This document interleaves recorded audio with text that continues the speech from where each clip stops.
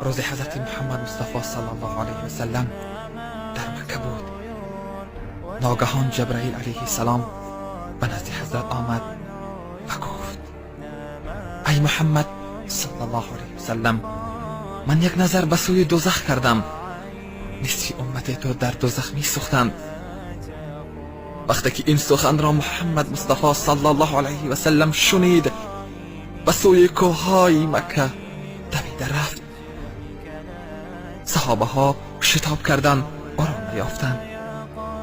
4 روز حضرت محمد مصطفی صلی الله علیه و سلم را کافتند، ولی از او خبری نبود. بالاخره صحابه ها به نزد چوپان رسیدند. آن چوپان سرش خم بود، گوسفند بانی می کرد. پرسیدند: ای چوپان، محمد صلی الله علیه و سلم را می شناسی؟ آیا او را تو دیدی؟ گفت: نه، من محمد صلی الله علیه و سلم را نمی شناسم. صحابه ها گفتند: ای چوپان، برای چی در این جایی؟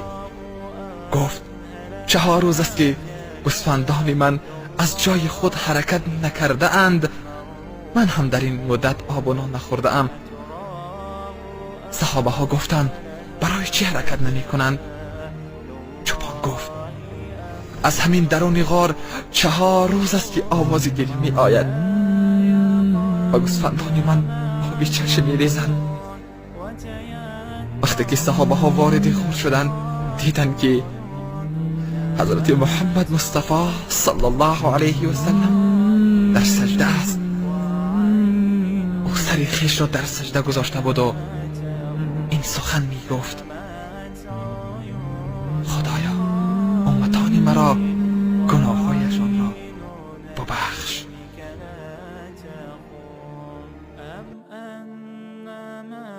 فوق ثرى